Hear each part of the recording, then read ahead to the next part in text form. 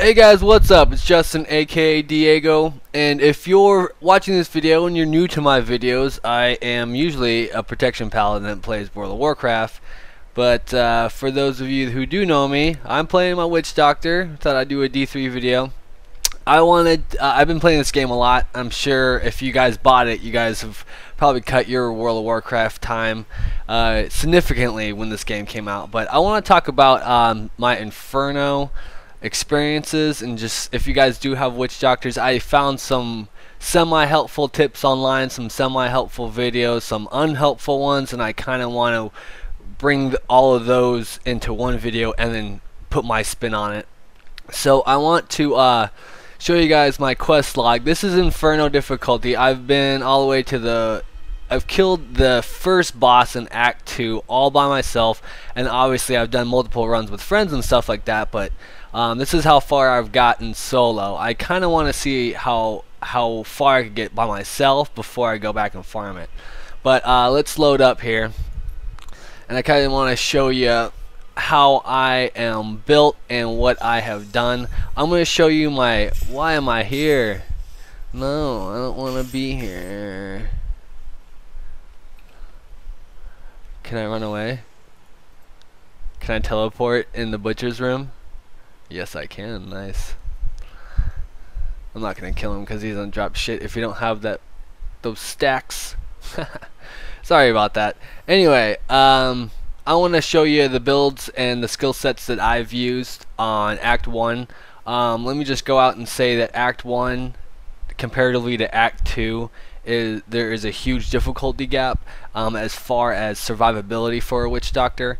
Other classes I don't really know because I don't have this. Is my only Inferno character, but for this character I noticed just a complete lack of survivability in Act 2. I don't know exactly what type of gear I need to focus on to not get one shot, or what types of builds, but I've tried multiple builds in Act 2. We'll get more of that later. Let's talk about Act 1.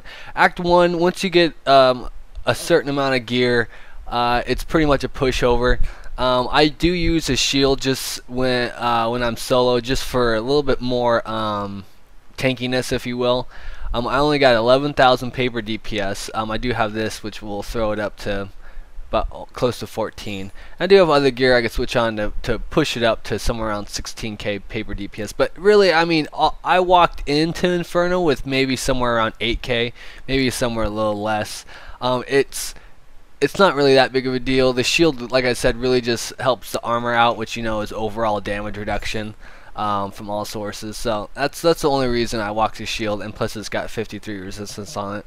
So it's not too shabby for soloing. Obviously, if I have a tank in the group, I will opt out for a little bit more damage.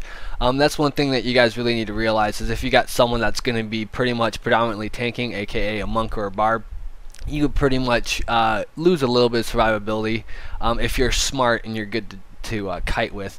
Let's talk about my skills. This was a skill set I used in a group. I always use the big bad voodoo totem. It's basically, think of it like a bloodlust. I'm sure if you guys have Witch Doctor, you know what I'm talking about. But it's basically, it's pretty vital, I would think, and I have it for the mana cost. If that's pretty greedy on my part, because the rune actually just benefits me personally. There is a rune that increases damage from everyone by 30%. Yeah, increases all damage by 30% for nearby allies. That one would be an actual like OP bloodlust. The static buff from itself will increase everyone's damage, but if you rune it like that, it'll be like double dipping, kind of, if you will. But I just kind of like being able to spam bears while I'm in it. I want to, since I already talked about bears. This is the best talent, I think. It's the highest damaging talent, and it's amazing. The only downside about it is that's literally the range. The range where the bear runs out is right about there, so it's pretty short. So you got to be pretty close. I mean, you know, if you're shooting darts or something, you could hit shit off the screen. The bears, not so much. It's the only thing I like about it. So that's why I do kind of like to rock the shield when I am soloing, because I'm going to need to be pretty close to mobs to do the maximum amount of damage I could potentially do. But so when I'm not in a group, I'll switch Voodoo Totem out with some sort of CC ability. Honestly, in Inferno, the downside about it is there's really only a small handful of talents and builds that actually are viable in Inferno, just because the difficulty is pretty hard and the mobs are pretty tough.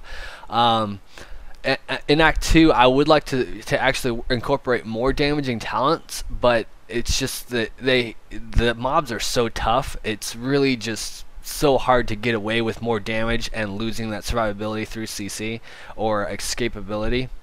So I usually change that out for either the Grasp, which is really good for non-elite mobs. I don't know if this has been changed recently, but most elite packs just bypass this slow.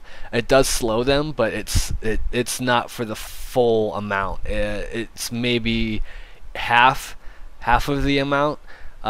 It may be even less, but you'll notice a difference when you guys get on.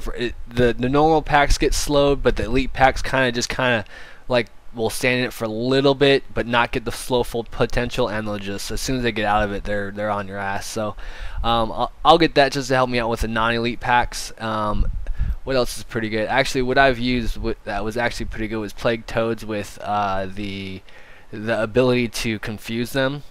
That's actually not too bad, but the one that's actually probably best is the Mass Confusion right here with the Mass Hallucination rune. That's pretty good. So just another form of CC. You get mobs fighting each other, and this guy walks around and does some damage for you too. So a little bit of damage, kind of a long cooldown, not too long. I mean, a minute. On average, if you're soloing, it'll probably take you about 3 to 4 minutes to kill a couple of these elite packs, depending on your combination.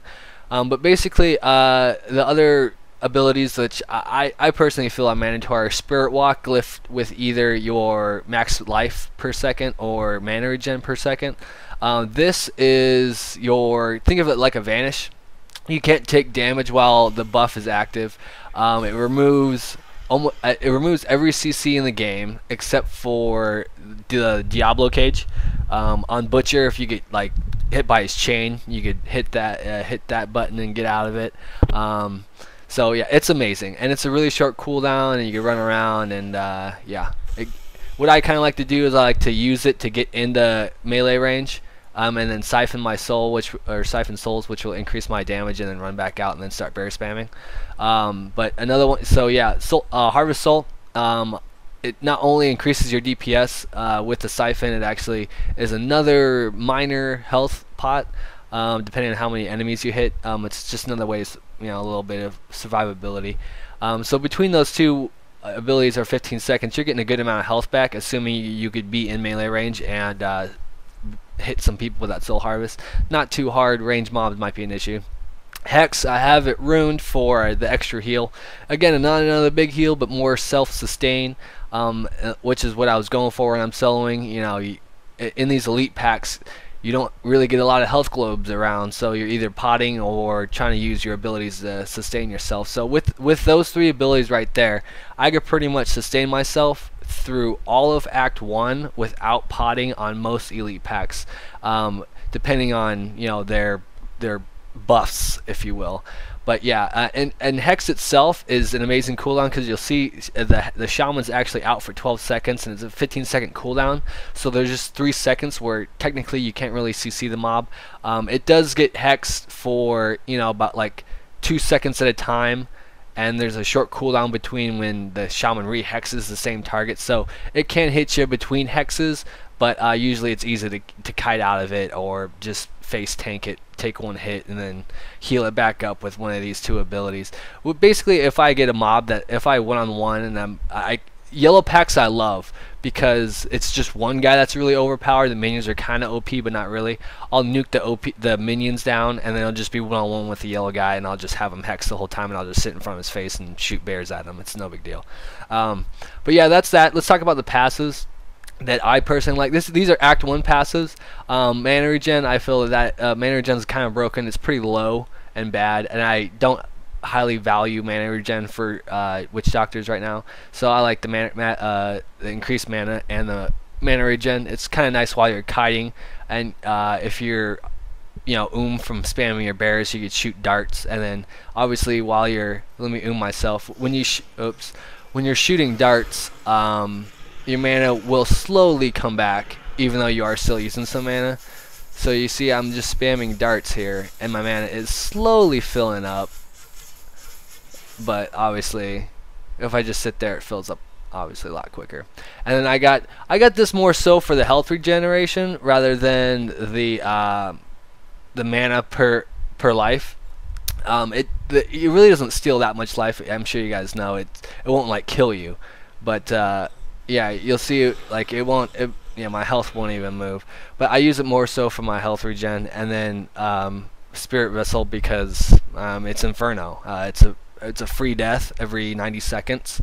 So I mean, if your pot's on cooldown, all your cooldowns are not available, you could use this and this procs. It's a free out, and you could potentially kill something. Anyway, and I wanted to show you guys my actual HP regen. Yeah, so life per second is 557, so not too shabby, not a whole bunch. Let's talk about gear real quick. I haven't really decided what route. I'm sure there are multiple ways you could gear a Witch Doctor. The way that I've decided is a high DPS one hand with attack speed. I want to get lifesteal. I'm in the market for a damage to lifesteal weapon. I hear those are the way to go for almost every class. I just haven't found a good one. I'm holding on to a shitty one here just because it's got lifesteal on it. But I got a little bit of attack speed. I was told, and I have read that attack speed per second, you want it somewhere around 2 attacks per second. So I'm pretty close. I'm at 1.7918. So it could be a little faster, but that just helps out dart spamming abilities, or dart spamming specs, where you're literally full CC and all you do is you just dart people down. And I got enough resist gear to get me through Act 1. I probably need a little bit more, maybe more armor. That's why I haven't read up on it. I don't know if resist is better or armor. I would assume armor, but it might be a healthy mixture of both, because like I said, I do have a healthy mixture of both right now in Act 1, but Act 2 is a whole different story. Act 2, the build that I use that I was semi-successful with was I dropped bears out for the slow. So I'll show you what that looked like. Yeah, the slow, and it was 80% slow. This was just to help out on non-elite packs. On elite packs, it's pretty much worthless. It will give you a little bit of distance, but if they're extra fast or teleporting, it's a wasted skill, honestly. Or if they have any type of way to shut you down, like the I forget what it's called, where they like prison you, which isn't that big of a deal because you could just fucking spirit walk out of it. But I use this setup, and then the passes I use as I actually drop the health regen for the damage talent right here. Because since I don't have any high mana cost spells, you're just spamming darts, you're getting 20% more damage from it. And then I'll take jungle for mana. So this is the build that I use: 20% reduced damage, 20% more damage, and then free life. I was pretty successful with this build. The thing that I don't like about it is that it's just really slow. It literally took. I hit the enrage on a couple mobs a couple times. I had to spirit res a lot to kill packs that were just really heinous.